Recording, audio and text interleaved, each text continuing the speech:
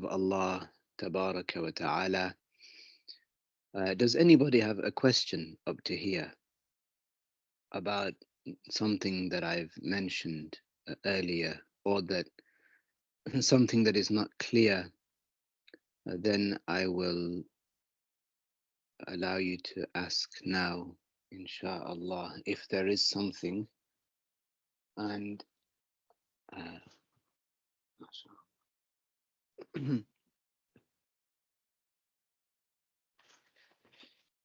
La ilaha illallah.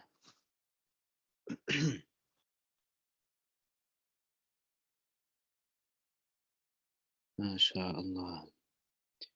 Sufyan ibn Uyayna, a scholar of Mecca, used to say, يستنزل الرحمات بذكر الصالحين. He said that blessings descend from the sky when the pious people are mentioned. يستنزل الرحمات or يستنزل البركات. You are requesting for blessings to descend. You request for special mercies that Allah has created to descend by doing what? By mentioning the pious people. So let us make our intentions for the sake of Allah Ta'ala, and let us remind ourselves that we want to be like these pious people. We ask Allah by the virtue of these pious people to better our situation. MashaAllah. Okay, let us continue, Allah Ta'ala, from where we left off.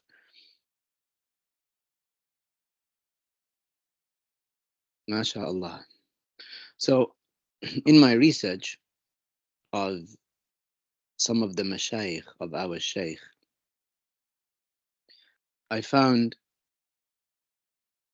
that a shaykh, al-Mufti Kabir Ahmad, who we've just been speaking about, he used to recite in Makkah al-Mukarramah, he used to recite the Quran according to the recitation of Hafs. So not Warsh or another recitation, but Hafs. And he would recite وقد قرأ المفتي كبير أحمد قراءة حفص بمكة المكرمة. He recited according to Hafs in Mecca, and وصلى به إماما للتراويح 4 مرات. So in al-Masjid al-Haram, this Sheikh of Sheikh Abdullah, Kabir Ahmed, Abd al-Muttalib, he led the people in prayer 4 times in Ramadan, leading them in al-Taraweeh with the Kaaba in front of him. This was before the Wahhabiyah, of course. This was perhaps before the year 1900. This was in the 1800s, the late 1800s. وذكر هذا المفتي كبير نفسه. He mentioned this himself. ثم عاد المفتي كبير أحمد إلى بلده فنشر العلم. Then he returned after that from Mecca to his country. He returned to Al-Habasha, where he spread knowledge, especially the knowledge of hadith, the knowledge of a tafsir of the Quran, and the knowledge of the recitations. So many of the people of Harar recited upon him. Likewise, Dawe, if I said that right. If I didn't say it right, then pardon me. And likewise, the area of Arsi and Jimma. These areas, the people, they recited on him in these areas. Sheikh Muhammad Sirajuddin al-Jabarti. Sheikh Muhammad Siraj al-Jabarti, who was the Mufti of Al-Habasha. He used to love our Sheikh very much, and he was very generous to him. Between Sheikh Abdullah and Sheikh Muhammad Siraj al-Jabarti, there were 1,000 kilometers. Habasha is huge. If the Sheikh found a means of transport, he would use it. Otherwise, he would go walking to seek religious knowledge. The Mufti used to say to his students, if you have a case in fiqh that you want to ask about, then go to Sheikh Abdullah.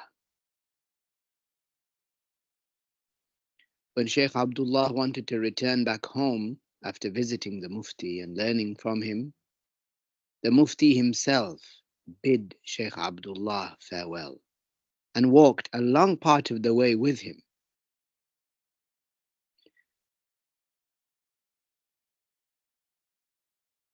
Sheikh Abdullah once said, in my childhood, I did not lean towards playing. So his wife asked him, what did you lean towards, Maulana? Maulana means our master. What did you lean towards, our master, Maulana? He said, لِلْعِلْمِ وَالْمُطَالَعَةِ. I lean towards knowledge and reading. Even with reading religious knowledge, uh, one doesn't rely solely upon reading, of course. One learns first the rules. One learns the rules of the religion, and then they read what they find is according to what they've learned. They take it, and what they find otherwise, they do not.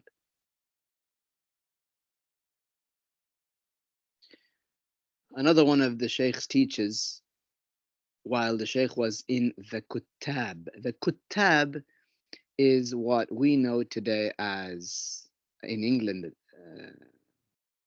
especially among people from the Indian subcontinent, what we would call, or what they would call, a madrasa or a madrasa, where people would go to recite, children go to recite the Quran. So this was known as al-Kuttab.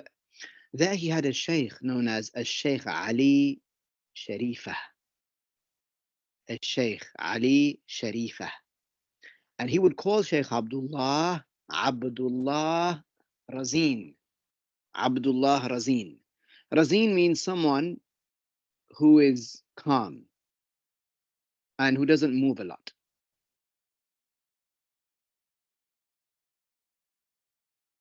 On one occasion, Sheikh Abdullah said, I once missed a lesson with Sheikh Muhammad Abdus Salam because I was busy in serving my family. Sheikh Abdullah, he treated his parents very well, although he was very young. MashaAllah.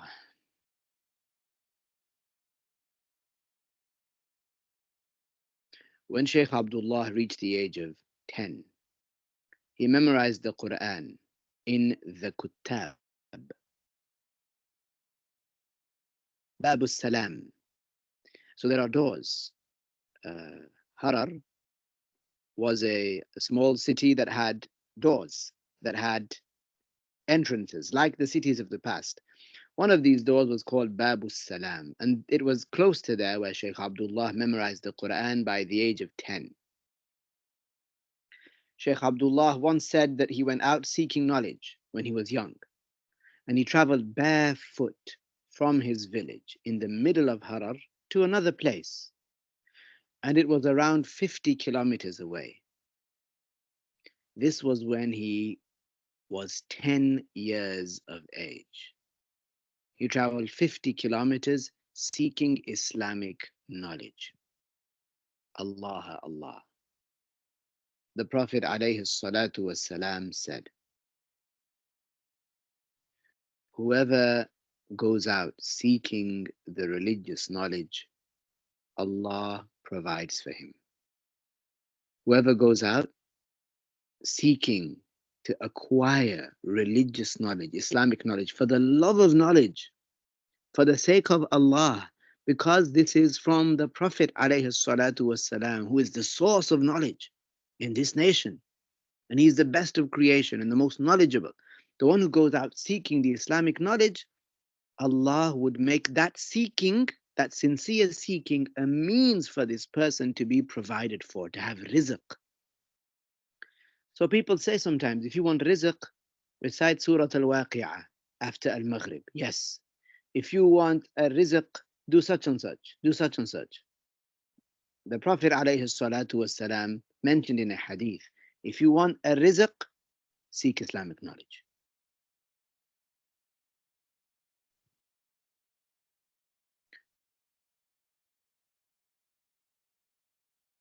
When a Sheikh Abdullah had learned from all of the scholars in Harar, he sought the knowledge outside Harar, in the neighboring towns and villages. He would remain away sometimes for a year or two. At that young age, he would remain away for a year or two.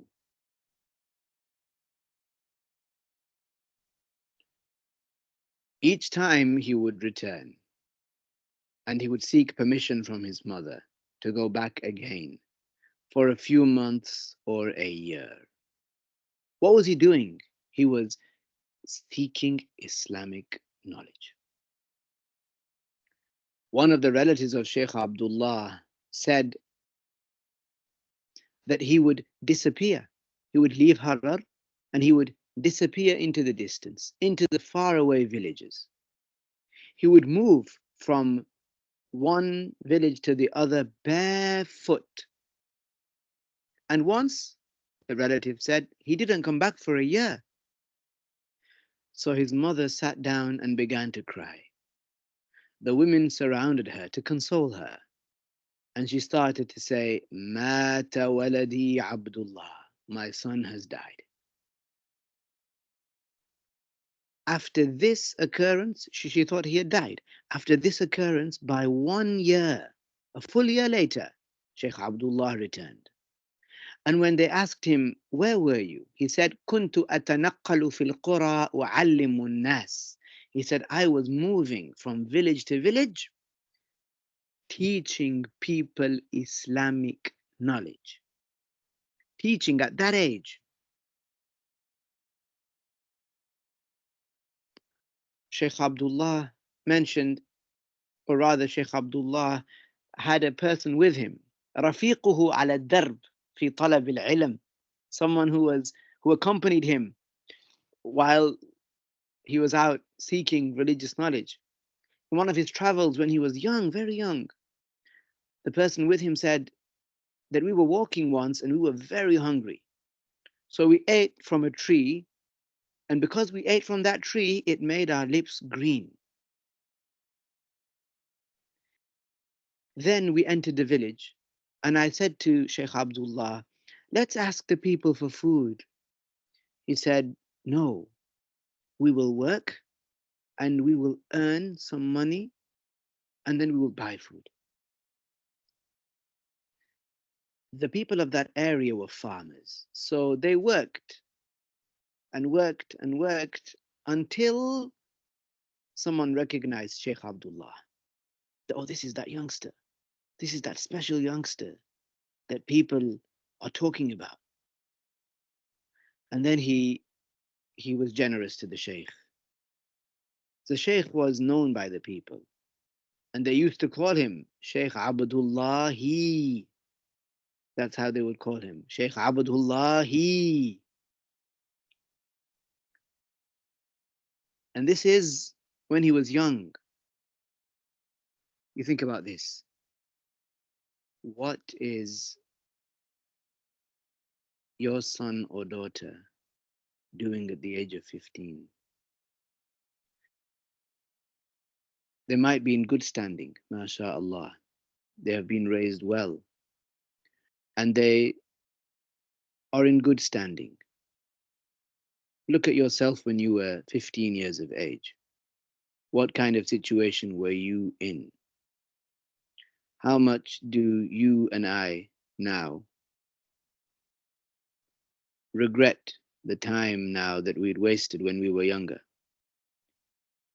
And then we hear about people like Sheikh Abdullah being so responsible at 10 years of age, going out to the different villages, teaching people the religious knowledge. Rajul Mawhoob, someone who was gifted, blessed, at 10 years of age. And even before he's 16, people call him Sheikh Abdullah. People see angels around him. His mashayikh sit up for him because the pious people know things, the pious people see things, the pious people feel things. Subhanallah. This is speaking about the pious. You know, Subhanallah is something very dear to me because through stories you learn what was their norm. And you think, Subhanallah, I've never done something like that. I've never even heard of anything like that, but it was the norm for these people. They lived in this society where most of them were like this.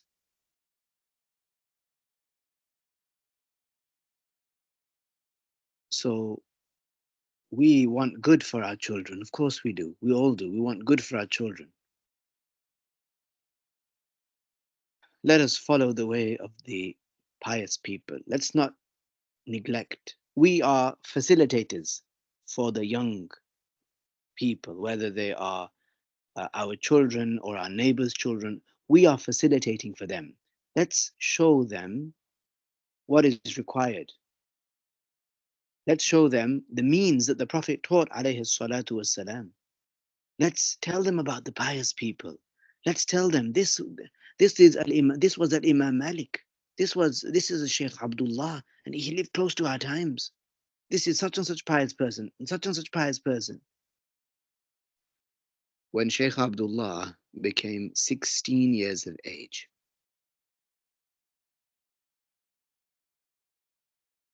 when Sheikh Abdullah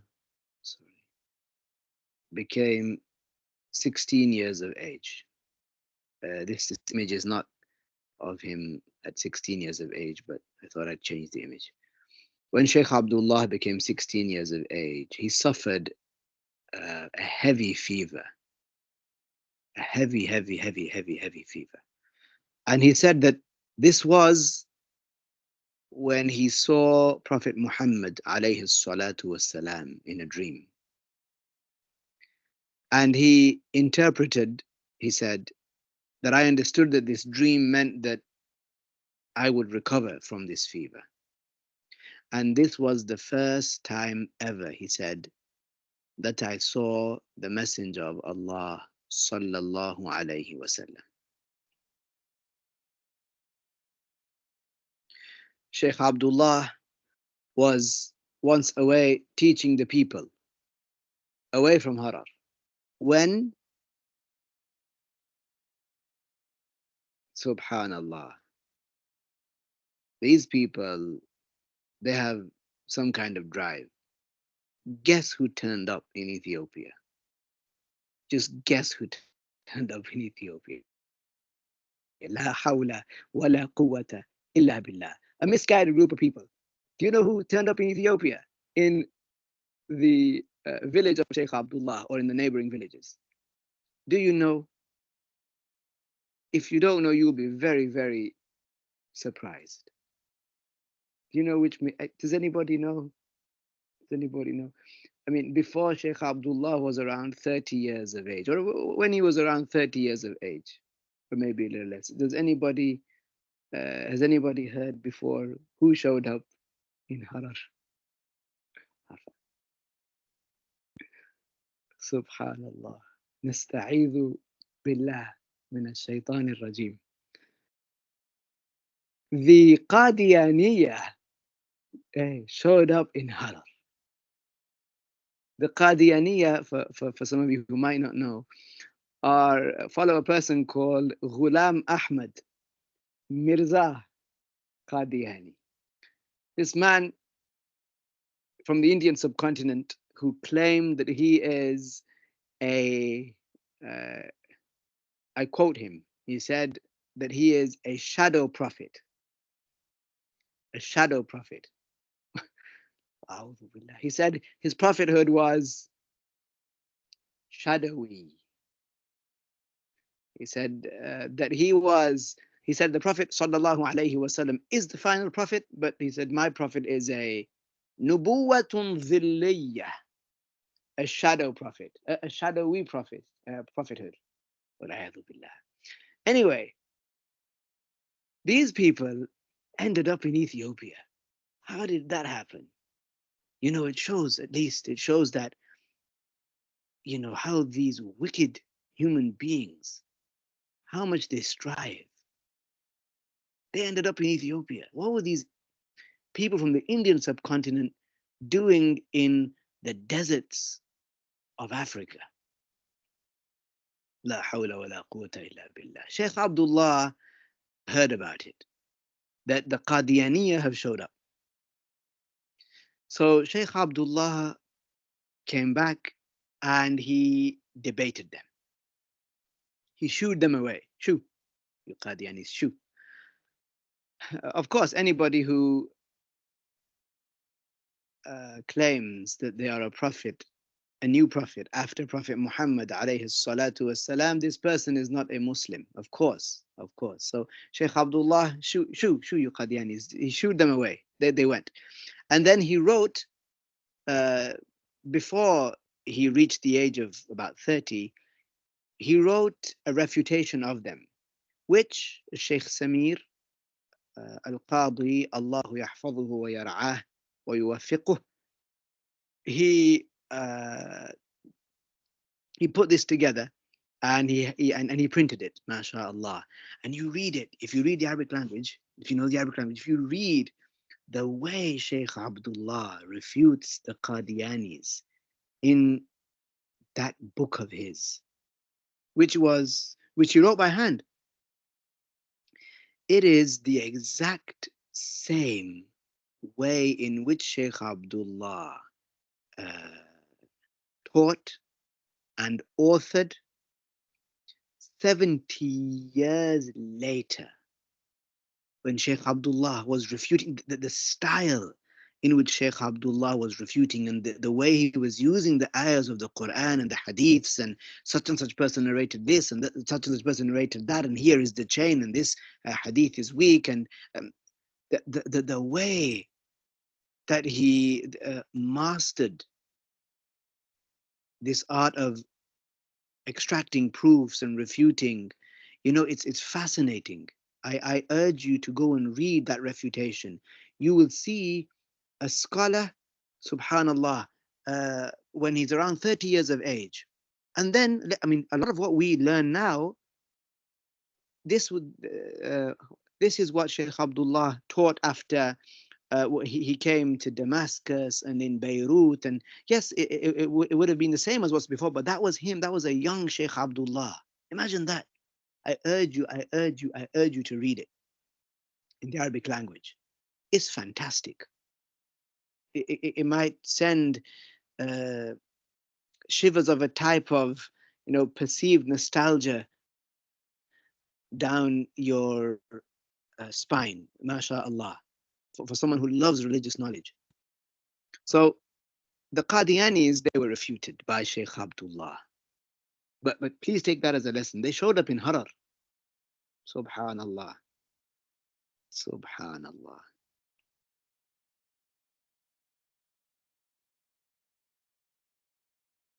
So Sheikh Abdullah, after that, around that time, he got married. When he was about 30 years of age, and this is around 1940. So think about it. Who was around from your family members in 1940? Was that when your grandfather was born, maybe your father was born, or, for example, 1940, he left Ethiopia to go to Al-Hajj for the first time. And he remained there for a month. And he rented a room with some friends. In this year, in about 1940, a Sheikh Muhammad Abdus Salam passed away. And he is buried in Ethiopia in a place called Bali.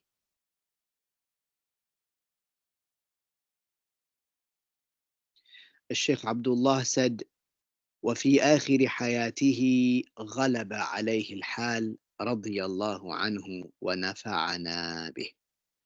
That towards the latter part of the life of Sheikh Muhammad Abdul Salam, he was overcome by al-hal, meaning that out of his great love for Allah and the love for the Messenger of Allah alayhi salatu wassalam,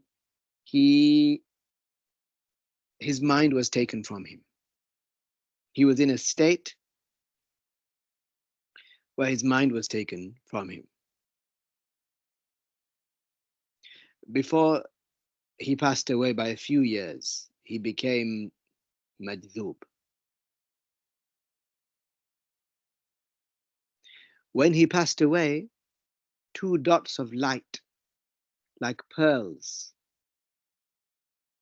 appeared near his mouth, and a pleasant fragrance was coming from inside his mouth, coming out. He passed away at the age of about 50 something.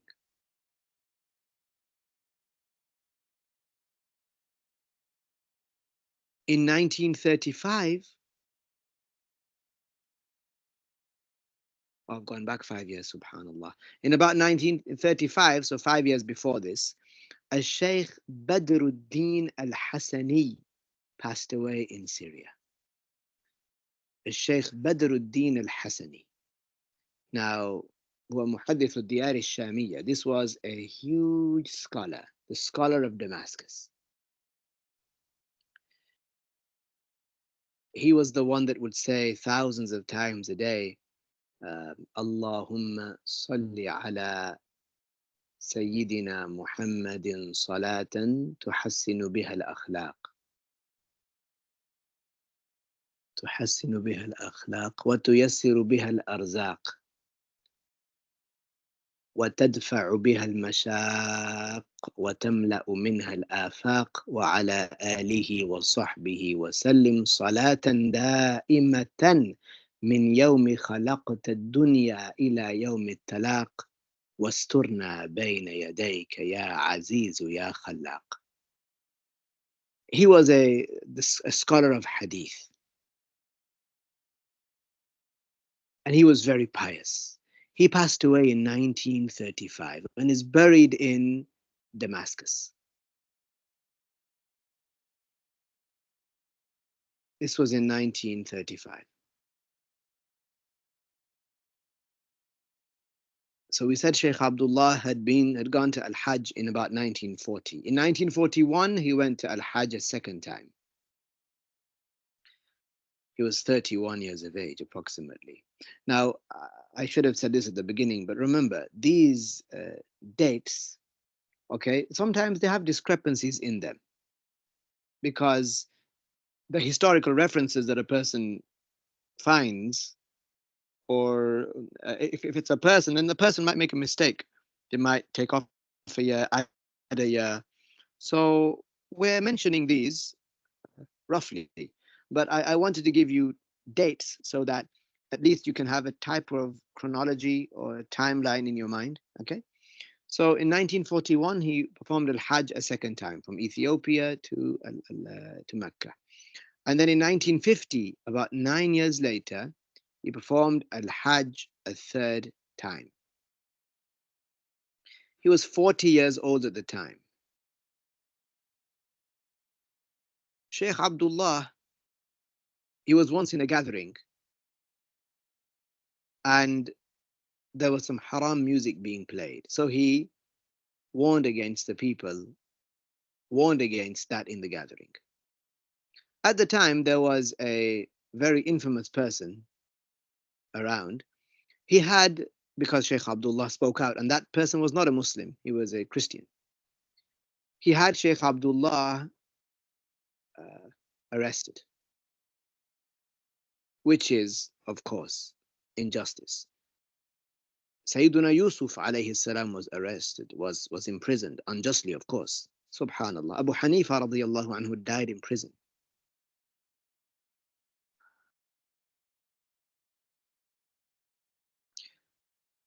Likewise, Imam Ahmad ibn Hanbal was imprisoned. Al-Shafi'i was imprisoned for a short while. These are hardships, subhanallah. Hardships that the people of misguidance are a means towards. They facilitate these hardships. La hawla wa la quwwata illa billah. So, Sheikh Abdullah was taken by these people. Then after that, they put him on house arrest. He sought permission to perform al-Hajj. They granted it, but he had to return. He sought permission to perform al-Hajj again, a second time, and he did, but he had to return. Then the third time, he did not return.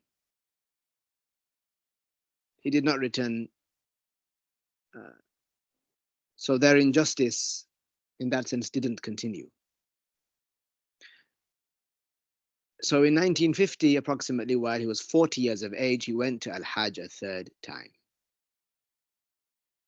In 1951, he performed al-Hajj a fourth time. And in 1951, while he was 41 years of age, he spent time in 3 libraries. One is Maktabat Arif Hikmat, another is Maktaba al-Mahmudiyya, and the third one is Maktabatul Awqaf. Maktabat Arif Hikmat, it was connected to the house of Abu Ayyub al-Ansari radiyallahu anhu before the extension of the grounds of al-Masjid al-Nabawi, okay, close to the Green Dome. Nowadays, if you go, you can see where the house of Abu Ayyub was. It's marked for those who know where the markings are. And attached to it was the library of Arif Hikmat. In it, there were manuscripts, many manuscripts that were written on by the scholars over hundreds of years. They had put footnotes and warnings and extra details. Sheikh Abdullah, after he'd learned religious knowledge and was a teacher, he's about 41 years old, he would يستأنس بهذه المخطوطات. He would يستأنس. He would read these manuscripts and enhance further his understanding, and these were blessed times of study for Sheikh Abdullah.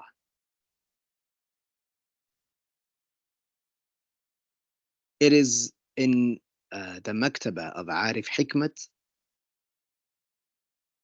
that once Sheikh Abdullah, he came out of the Maktaba of Arif Hikmat, and there he said, I saw Al-Khadir alayhi salam near the Green Dome. He came out of Maktabat Arif Hikmat, by the house close to where the house of Abu Ayyub al-Ansari radiyallahu anhu was. You know the story about when the camel sat, da'uha fa innaha ma'mura, and so on. Sheikh Abdullah came out. He said, I saw Al-Khadir, and he put his hand on my chest and he recited. Sheikh Abdullah was asked, what did you say to him? He said, I didn't say anything to him. He put his hand on my chest and he recited. Sheikh Abdullah said, after that, I did not forget anything that I read. I did not forget anything.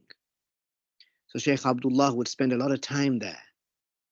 And remember, this is not just reading. No. This is after having learned, after having become a scholar, having memorized the Quran, books of hadith and narrations, thousands and thousands and thousands and thousands of them from teachers. Then learning, then reading, seeing where certain scholars have mentioned certain things that he already knows these cases, but where scholars have documented it, that benefits a person. when they want to refute people of misguidance. This really benefits a person. He said, I did not forget anything after that. When he was 42 years of age and he was in Al-Madinah, at the end of this year, he received a sign. The pious people receive these signs. He received a sign that he should go to Bayt al-Maqdis. He should go to Jerusalem. So he did. He had the clothes that he was wearing, and he was not wearing any shoes on his feet. He walked to Jerusalem from Al-Madinah. He walked like this to the north, to the north, to the north, to Asham, to Jerusalem, barefoot. He visited the grave of Musa alayhi salam in Ariha, Jericho. And then he went to Jerusalem. And then after this, he went to the grave of our master Ibrahim alayhi salam. Question, without Googling it. Where is the grave of our master Ibrahim alayhi salam? Who can tell us?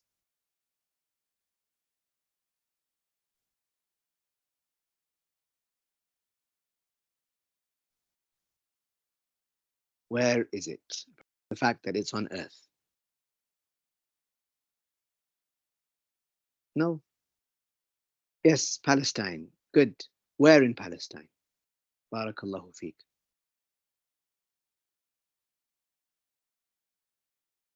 It's in Khalil. It's in Hebron. It's in Hebron. It's not in Jerusalem. After this, Sheikh Abdullah entered Damascus. Sheikh Abdullah, we said, was in Al-Madinah. He got assigned to go to Bayt al-Maqdis, Jerusalem, and he stayed there for a short while. Then from there, he went to Damascus while carrying his clothes in his hands. How is it that sometimes you see people, they'll be carrying a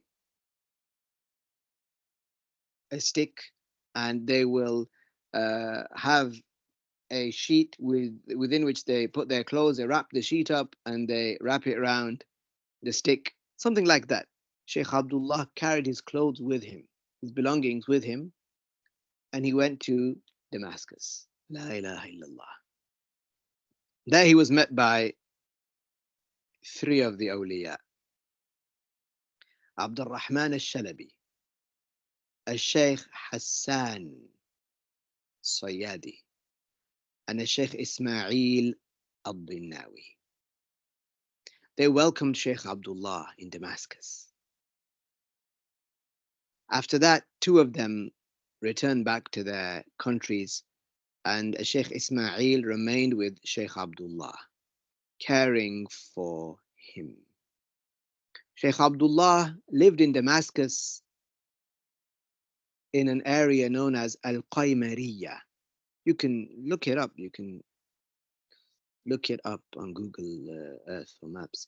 In Al-Qaymariya, in a place known as Al-Qatat. There was a masjid there called Masjid Al-Qatat. And it was called this because there were a lot of qatat, a lot of cats in that area. He remained there for 20 years, Sheikh Abdullah, while eating humbly, eating bread and tea, that's all. Sheikh Abdullah, his food was very simple. He did not involve himself in worldly luxuries.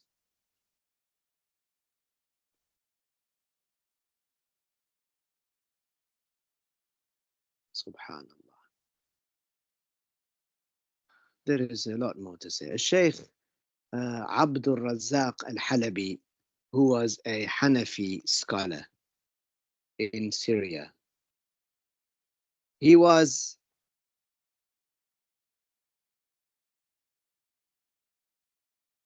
in al-Masjid al-Umawi.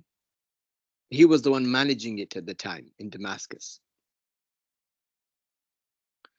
Sheikh Abdul Razzaq al-Halabi, he passed away now. He passed away maybe some 10 years or so or more years ago. Sheikh Abdul Razak al-Halabi, Sheikh Muhammad Riyad al-Malih, who was a historian and he was also a knowledgeable person. He was a Hanafi. And a Sheikh Subhi al-Adduli, who was the principal of the Islamic Ma'ahad of Ma'arrat al-Nu'man. They were studying with Sheikh Abdullah. These big personalities were studying with Sheikh Abdullah. When the so-called Nasiruddin al-Albani, Nasiruddin al-Albani showed up, this Wahhabi, when he showed up in Damascus, they couldn't find anybody to debate him until they found Sheikh Abdullah. And Sheikh Abdullah, they wanted Sheikh Abdullah to teach them the knowledge of hadith, because this was something that they didn't know very well.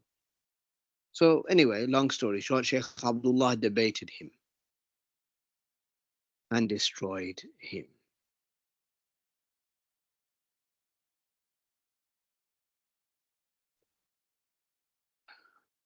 They had wanted to, these people, these knowledgeable people, they wanted to debate the so-called Nasiruddin al-Albani, and they had traveled all around Lebanon and Syria looking for someone to help them, and they went to Egypt, and someone in Egypt told them, you have Sheikh Abdullah al-Habashi in the land of Asham, in Damascus, and you've come to Egypt. They asked, who is Sheikh Abdullah al-Habashi?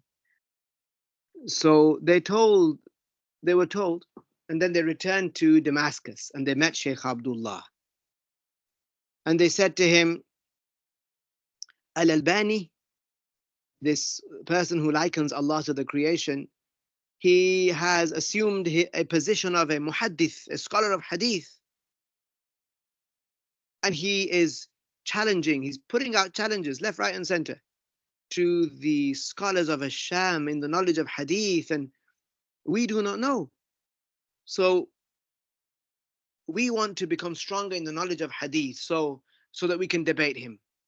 Will you help us? Will you teach us?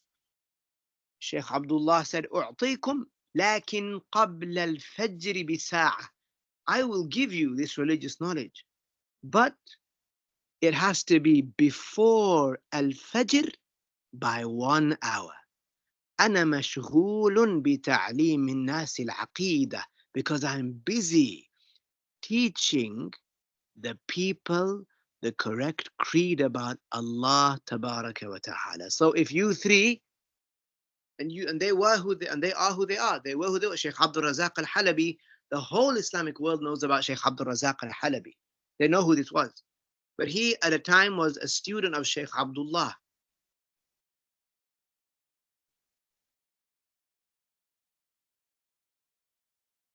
So they said, okay, we'll come before Al-Fajr to Masjid Al-Qatat in Al-Qaymariyah, في محلة القيمرية في دمشق. We'll come.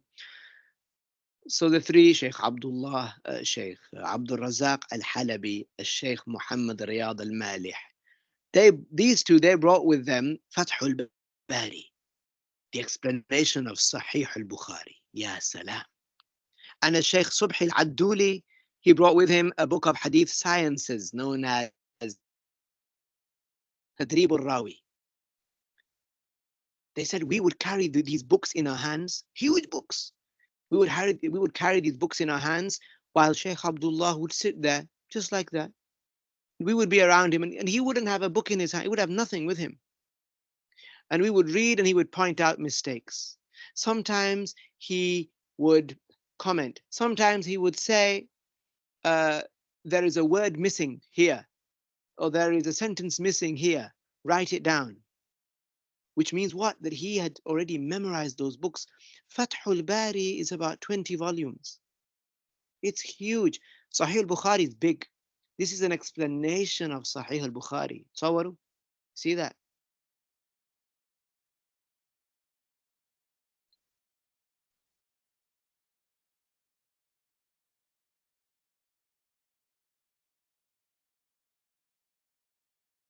Sheikh Jamil said that when I visited a Sheikh Subhi al-Adduli or Subhi Adduli in Ma'arrat al-Na'man, he showed me the actual book that he recited to Sheikh Abdullah all those years ago.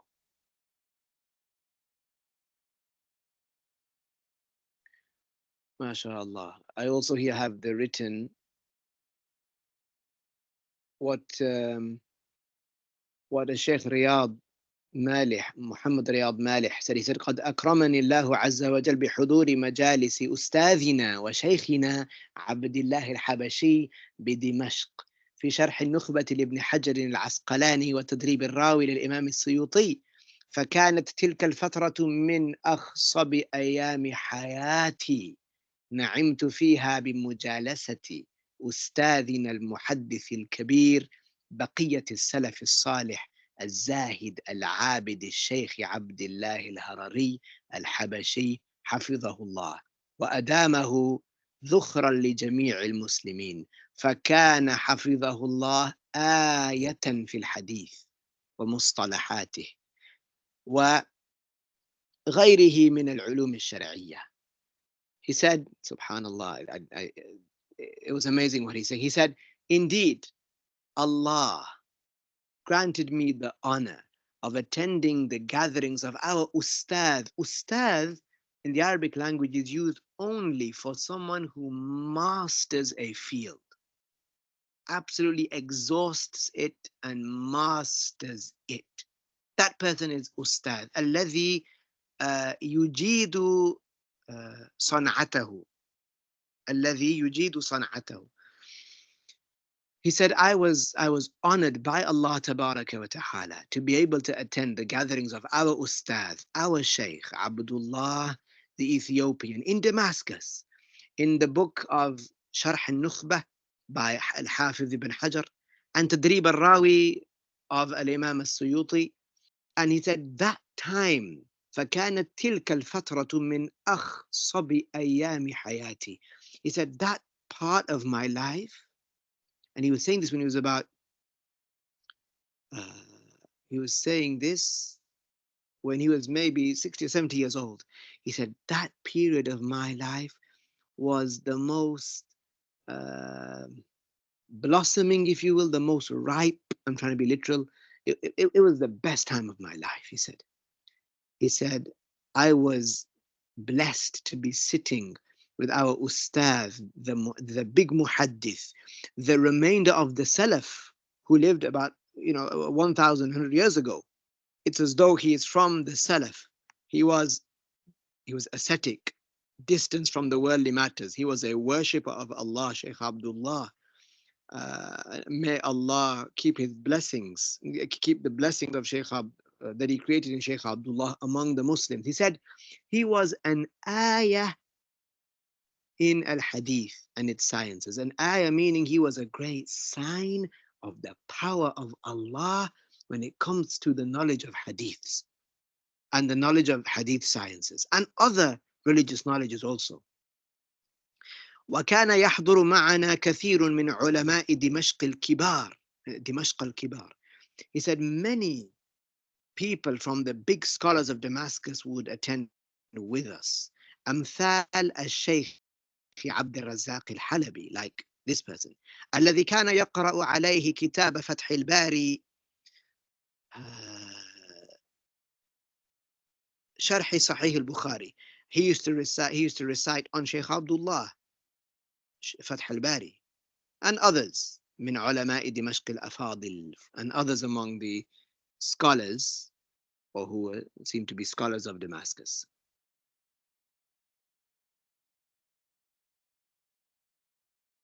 He said, وَلَقَدْ سَمِعْنَا عَنْ تَشْوِيشِ بَعْضِ الْمُنْحَرِفِينَ وَالْمُتَطَرِّفِينَ بِالنَّيْلِ مِنْ شَيْخِنَا الْكَبِيرِ. He said, some people, some misguided people, we heard that they are stabbing at our Sheikh Abdullah. وَهَذَا مَا لَا يَرْضَاهُ مَنْ عَرَفَ الشَّيْخ مِنْ تَقْوَاهُ وَزُهْدِهِ وَوَرَعِهِ وَعِلْمِهِ. And this is something that the people who know Sheikh Abdullah and his piety and his asceticism, and how careful he is, and they know the depth of his knowledge, they would not accept for that to be said about Sheikh Abdullah.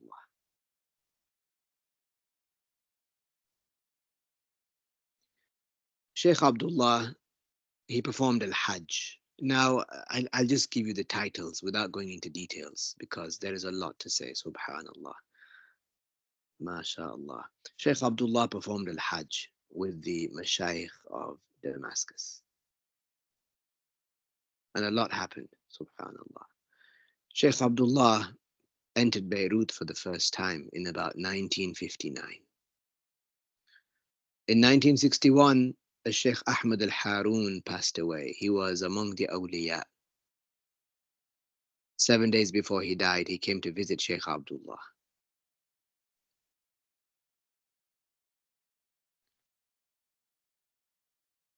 Sheikh Ismail al-Dinnawi was also one of the friends of Sheikh Abdullah. They visited the grave of Abu Ubaidah together in Jordan. There is the story of how Sheikh Abdullah came or was sent after the Sheikh Badr al-Din al-Hassani. Then Sheikh Abdullah, he took the Tariqa al-Qadiriyya to be able to give it to others from Sheikh Ahmed al-Irbini, and some said al-Irbili with a lam. And there's a whole story behind that as well. Darul Fatwa in 1973 of Lebanon issued that Sheikh Abdullah was allowed to teach in the mosques of Lebanon. The Lebanese civil war broke out in April 1975. And Sheikh Abdullah was teaching in Lebanon. In the 70s, many people saw many extraordinary matters from Sheikh Abdullah, many in their hundreds, perhaps even in their thousands. People who you can go to today and they will tell you, yes, this and this happened to me, or to my wife, or my daughter, or my son, or my dad, or my neighbor. MashaAllah. In 1979 or 1980, Sheikh Abdullah met in Al-Madinah Al-Munawwara Sheikh Ali Murtada Al-Multani Al-Pakistani. And he took al-ijaza from him. He said, الشيخ هو مرشد كامل مكمل هو يعطي الأوراد. He said, Sheikh Abdullah came to ask me to give him permission. He is a true sheikh, a true guide, a perfect believer. He is the one that gives.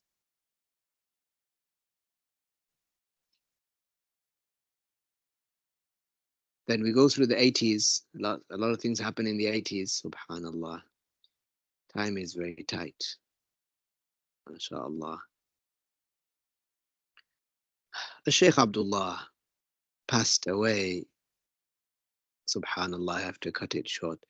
Sheikh Abdullah passed away in the year 2008 on the 2nd of Ramadan. I remember when Sheikh Abdullah passed away, I had the year before, I had seen him 3 times. I'd met with him 3 times. Or met him, I had seen him 3 times, met him once, if that, to be accurate. Then on the day that I was traveling back to Beirut, and we reached Beirut at about Fajr time. And we went to our accommodation. We slept. When we woke up, we heard that Sheikh Abdullah had passed away. Rahimahullah. Truly, truly, truly, truly, we could have gatherings like this and sit for hours and hours and hours and talk about Sheikh Abdullah. Some of our brothers gathered.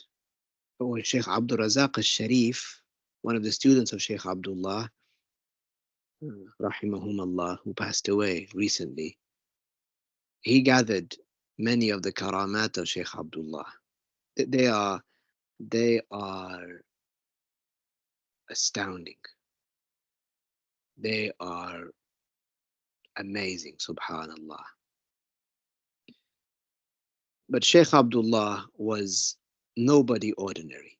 He was a pious slave of Allah who made safety in the hereafter his goal, and then helping people become safe in the hereafter his goal.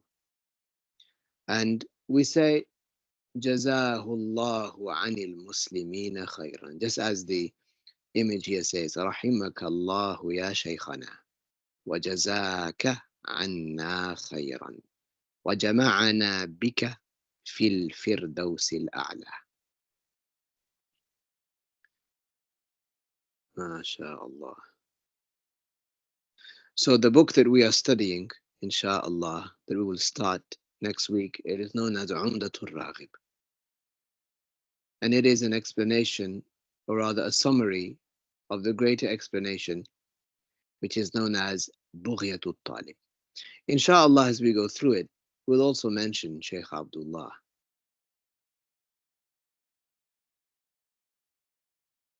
Inshallah.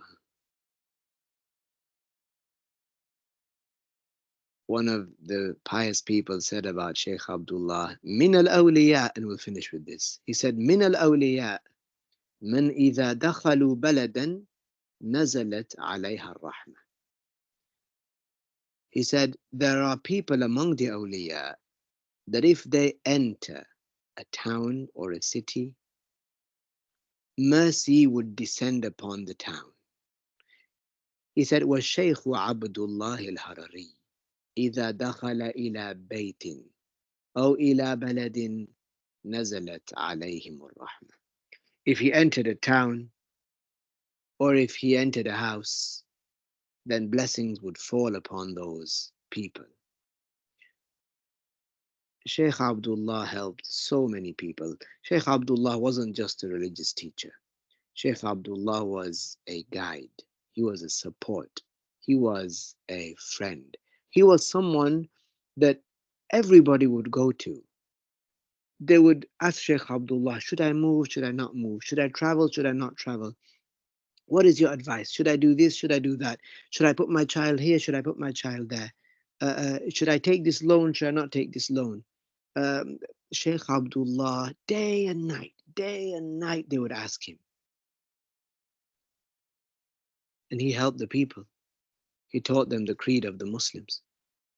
And to this day, Sheikh Abdullah passed away in 2008. We're in 2024. And look, ذكر الشيخ رضي الله عنه يحيا في قلوبنا. The remembrance of our Shaykh and the life of our Shaykh, we remember it as though the Shaykh is here with us, as though he's alive. Because he was a pious person. And like that, every pious person from the Salaf and those that came after, we love them because they obeyed Allah Tabaraka wa Ta'ala. MashaAllah.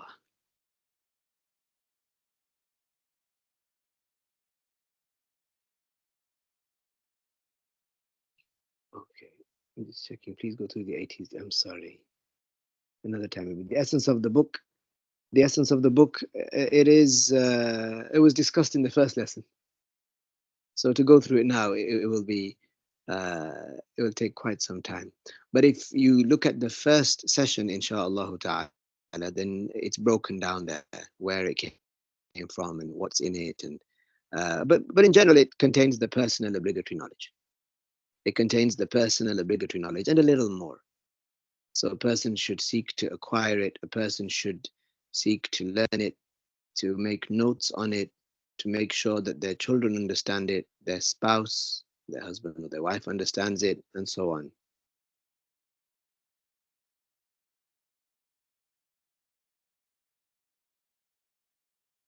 Yes, it is there. The first lesson is there. Can we send the link?